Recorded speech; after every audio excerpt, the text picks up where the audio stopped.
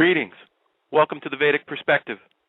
I'm your host, Ralph Laurino, broadcasting live today from the Protect a Cow Farm Sanctuary in Port Royal, Pennsylvania. So people may ask, why the Vedic Perspective? Well, the Vedas are a very ancient source of knowledge.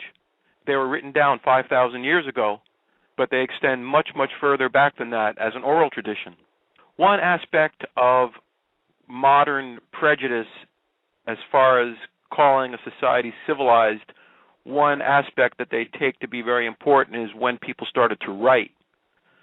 But according to the Vedic idea, that this is actually a sign of degradation of consciousness and society, because before 5,000 years ago, people were so intelligent and so sharp in memory and so spiritually elevated and advanced that they could just learn knowledge by hearing it and remembering it perfectly. And writing had to be added to the equation about 5,000 years ago at the dawn of the age of Kali, because people could no longer remember what they heard. So as an aid to help them remember, then writing came into effect. So again, this is the opposite view of modern science and archaeology and the modern sciences, is that writing is taken to be some kind of great indication of the advancement of civilization, whereas according to the Vedas, writing is actually a sign of the degradation and the devolution of human consciousness, because we could no longer remember clearly the instructions that we had heard from great masters and yogic masters, etc.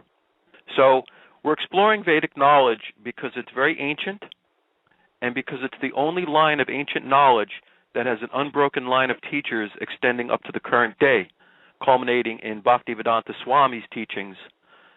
So other sources of knowledge, although incredibly full of wisdom and knowledge, sometimes they become confused because there's no current teacher that can relate it to modern man. So this is why we're looking at modern society and ancient knowledge and how they relate through the Vedic perspective, because it has certain unique attributes that cannot be found anywhere else. We're discussing the Srimad Bhagavatam, which, as I mentioned last week, is the natural commentary on the Vedanta Sutra by the author himself, Srila Vyasadeva. So it's the cream of Vedic knowledge. It's the distilled essence of Vedic knowledge. It's the most complete, but yet shortest aspect of Vedic knowledge. So again, in this age when we're so bogged down with so many duties and responsibilities, where our memory isn't as complete as it should be, the Srimad Bhagavatam is a very important aspect of Vedic knowledge because it is codified so that we can understand very quickly the entire situation. So we'll be looking at Canto 1, Chapter 17, Punishment and Reward of Kali. Now there's some confusion about the yugas and the Yuga cycles and when exactly they start and stop and what yuga we're in, at what stage of this yuga are we in. So I'm going to first start reading the purport to Bhagavad-gita as it is, Chapter 8, Verse 17. And this describes the Yuga cycles and when they occur, how they occur, why they occur, and the different features of the different Yuga cycles. So again, I know there's a lot of misinformation and disinformation and disagreement about this, but this is from the original source through an unbroken line of teachers in the modern day. This edition of Bhagavad-gita as it is, the complete edition, was published in 1972. So this is people may love this, people may hate this, they may agree, they may disagree, but this is the most solid evidence that we have concerning the Yuga cycles according to the tradition of the Vedas itself. So I'm going to read Bhaktivedanta Swami's purport of Bhagavad-gita, Chapter 8, Verse 17. The duration of the material universe is limited. It is manifested in cycles of kalpas. A kalpa is a day of Brahma, and one day of Brahma consists of 1,000 cycles of 4 yugas or ages: Satya, Treta, Dwarpa, and Kali. The cycle of Satya is characterized by virtue, wisdom, and religion, there being practically no ignorance and vice, and the yuga lasts 1,728,000 years. In the Treta Yuga, vice is introduced, and this yuga lasts 1,296,000 years. In the Dwarpa Yuga, there is an even greater decline in virtue and religion, vice increasing, and this yuga lasts 864,000 years. And finally, in Kali Yuga, the Yuga we have now been experiencing over the past 5,000 years, there is an abundance of strife, ignorance, irreligion, and vice, true virtue being practically non-existent. And this Yuga lasts 432,000 years. In Kali Yuga, vice increases to such a point that at the termination of the Yuga, the Supreme Lord himself appears as Kalki Avatar and vanquishes the demons, saves his devotees, and commences another Satya Yuga. Then the process is set rolling again. These 4 yugas, rotating 1,000 times, comprise one day of Brahma, the creator god, and the same number comprise one night. Brahma lives 100 of such years and then dies. These 100 years by Earth calculations total 311 trillion and 400 million Earth years. By these calculations, the life of Brahma seems fantastic and interminable, but from the viewpoint of eternity, it is brief as a lightning flash. In the causal ocean, there are innumerable Brahmas rising and disappearing like bubbles in the Atlantic. Brahma and his creation are all part of the material universe, and therefore they're in constant flux. The duration of one particular aspect of the material universe is limited. That cycle repeats over and over eternally. So the material universe can also be considered to be eternal, although there are devastations at different points, and then it comes back into existence. Also, Brahma, he is the secondary creator of this universe. First there is the Supreme Godhead, and then Brahma receives instructions from him after a long period of penance and austerity and meditation that Brahma goes through, and then he is endowed with the knowledge of how to create this universe. So the Vedic concept is that behind every action and everything that goes on within the universe, there's personalities behind it all. It's not an impersonal situation such as, let's take, for example, the Big Bang Theory, where all of a sudden there's a chunk, and then this chunk explodes, and therefore over time the chunk solidifies into planets, and then somehow or other that the organisms combine together and then create more and more complex types of beings. This is the exact opposite of the Vedic version. The Vedic version is that the universe comes in as a complete whole due to the creative potency of Brahma.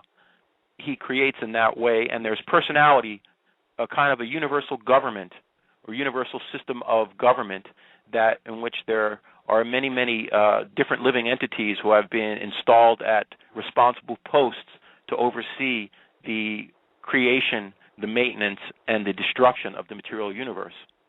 Also, the cycles of the 4 yugas, Satya, Treta, Dwapara, and Kali, this is like the Platonian idea of Satya Yuga is a golden age, Treta Yuga is the silver age, Dwapara Yuga is the bronze age, and Kali is the iron age. So we've only passed through 5,000 years of Kali Yuga with another 432,000 years to go. So this is the most reliable information that you can get about the Yuga cycles and what position we're in and the duration of the Yuga cycle. So people may become a little despondent that we're living in the age of Kali, we're only 5,000 years into it with another 427,000 years to go, and as time progresses, things will only get worse and worse.